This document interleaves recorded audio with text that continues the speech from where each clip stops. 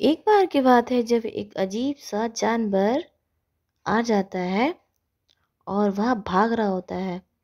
तो वहाँ पे सारे बच्चे देखकर परेशान होते हैं और वो सोचते हैं ये कैसा जानवर आ गया है, ये तो बड़ा अजीब सा दिखता है। और वह अजीब सा जानवर ज़मीन पे जब अपना मुंह मारता तो वहाँ से मिट्टी हिल जाती, पूरी धरती हिल रही थी। वो अजीब सा भयानक जानवर था। उसके साथ एक छोटा सा बच्चा भी आया था। अब जंगल के सारे जानवर ये सोचते थे कि ये हरे रंग का जानवर आखिर आया कहाँ से। गांव के बच्चे सुबह होते ही घुड़सवारी करके उसको देखने के लिए निकल पड़ते। सारे घर के बच्चे निकल जाते और घर वापस आकर सो जाते थे और सुबह की तैयारी करके घोड़े से कह देते अब सुबह मिलेंगे और फिर उस अजीब से जानवर के पास चलेंगे। उसके साथ एक छोटा सा बच्चा था। वह बड़ा दिखने में अजीब सा था, लेकिन वह छोटा सा बच्चा उस अजीब से जानवर के साथ ही खेलता था।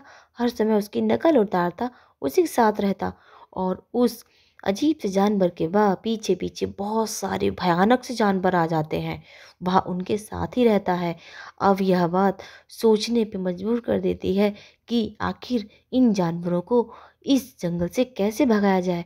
पूरा शहर उस जानवर से परेशान था, लेकिन उस बच्चे को देखकर लोग कहते थे कि ये छोटा सा बच्चा कैसे रह सकता है इस भयानक से जानवर के साथ। इसको तो वो कुछ नहीं करता है, आराम से उसके साथ रहता है, खेलता है, कूदता है। तो यह जानवर उस बच्चे के साथ क्यों कुछ नहीं करता है, हम लोगों को क्यों परेशान करता है। तो कुछ लोग गांव के सोचते हैं चलो रात में उस जानवर के पास जाया जाएगा। गांव के जो सबसे बड़े मुखिया थे उनके पास यह बात पहुंचती है। सारे लोग पहुंच जाते हैं और कहते हैं मुखिया जी, इस गांव में बहुत ही भयानक सा जानवर आ गया है, कृपया करके उसको बाहर कैसे भी भगाने की तैयारी कीजिए। फिर वह मुखिया कहते हैं चलो ठीक है, अभी के लिए तुम लोग अपने अपने घर जाओ, सुबह होगी तब देखते हैं हम लोग क्या कर सकते हैं। वह सभी लोग अपने घर चले जाते हैं। फिर सुबह होती है और फिर वह बच्चे उस जानवर को देखने के लिए पहुंच जाते हैं, लेकिन वह जानवर उनको दिखाई नहीं देता। वो सारे बच्चे इकट्ठा होकर खेलने लगते हैं। वह जानवर सब जब रात होती है सारे इकट्ठा होकर आसमान के नीचे आग जलाकर बैठते हैं। वो हरे रंग का जानवर भी उन भयानक जानवरों के साथ रहता था, लेकिन उसको किसी से डर नहीं लगता था। छोटे छोटे बच्चे हंसते खेलते कूदते उस जानवर के साथ रहने लगे। उस जानवर ने उन बच्चों को परेशान करना छोड़ दिया। अब वह उसे परेशान नहीं करते। गांव के सारे लोग बहुत खुश थे कि ये बड़ा अजीब सा जानवर हमारे गांव में आ गया, लेकिन इसने कभी किसी को कोई खतरा नहीं रहा। गांव के राजा थे, उनके पास ये खबर पहुंचती है जो जानवर हमारे गांव में आया था वह बहुत ही अच्छा है। वह ने उस जानवर ने किसी को भी परेशान नहीं किया, ना ही किसी को घायल किया।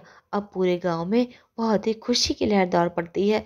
सारे लोग घूमते फिरते नाचते, शहनाइयाँ बजती हैं और लोग अपने काम में लग जाते हैं। उनके मन से चिंता निकल जाती है कि वह जानवर हम लोगों का कुछ गलत करेगा हम लोगों के साथ। राजा कहते हैं अब मैं ही उस जानवर का कुछ करूँगा, तुम लोग चिंता मत करो, गांव वाले लोग तुम लोग आराम से रहो। वह जानवर अगर कुछ करता है तो हम उसको पकड़ के कैद खाने में डाल देंगे, फिर वह हमारे गांव का कुछ नहीं बिगाड़ सकेगा। एक छोटा सा बच्चा दौड़ता हुआ कि मैं भी उस जानवर से मिलूंगा। बच्चों, मेरी कहानी अच्छी लगी तो चैनल को सब्सक्राइब करें। आगे की कहानी सुनने के लिए चैनल सब्सक्राइब करना पड़ेगा। Bye bye.